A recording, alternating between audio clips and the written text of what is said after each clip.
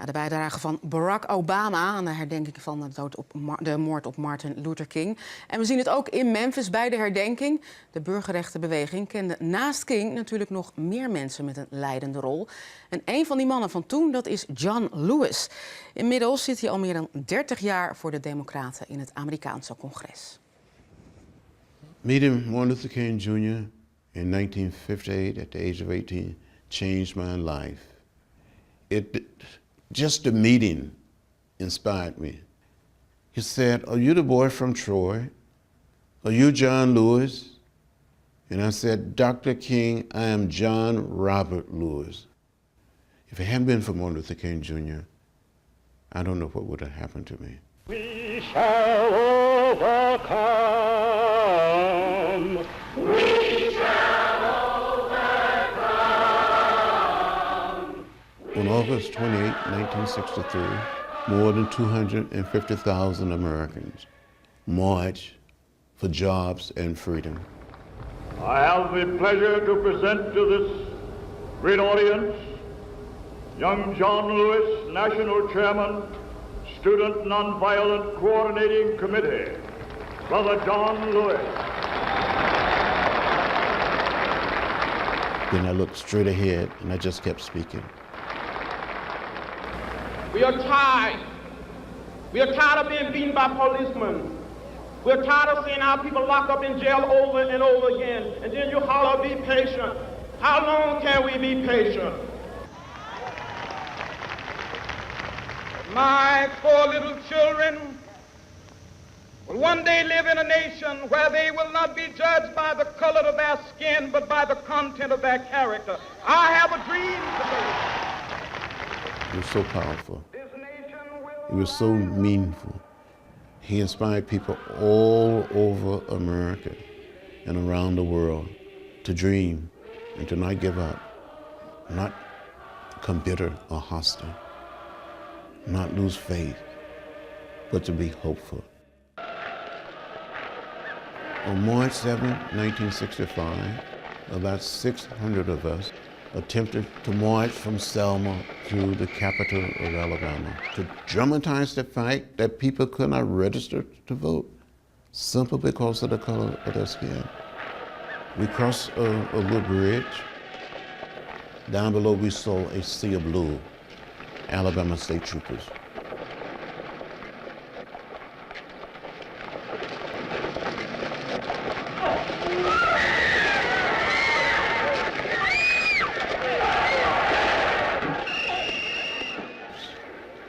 Was hit in the head by a state trooper with a nightstick.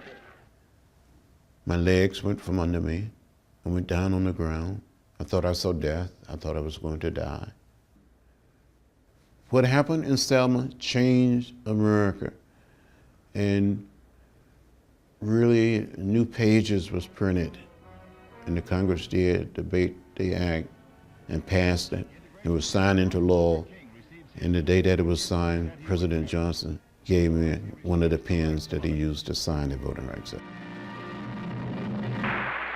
Like anybody, I would like to live a long life. Longevity has its place.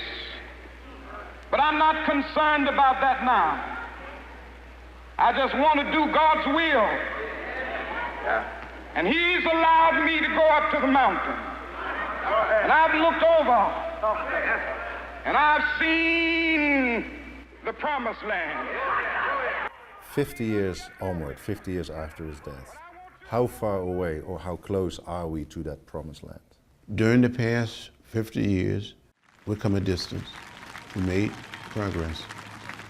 Because we have tasted the bitter swill of civil war and segregation and emerged from that dark chapter stronger and more united, we cannot help but believe that the old hatreds shall someday pass.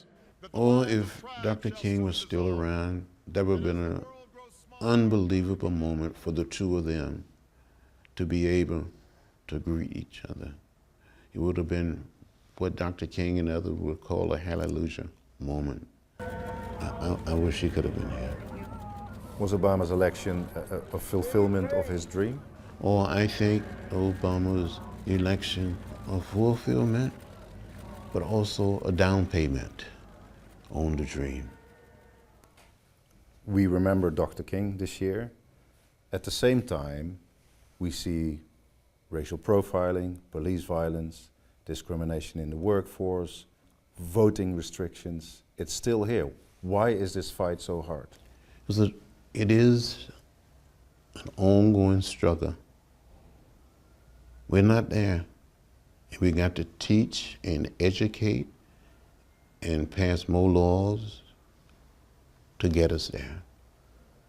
Part of it is in the DNA of Americans, and we got to get it out. Dr. King would say from time to time that we got to love the hell out of everybody, just love everybody.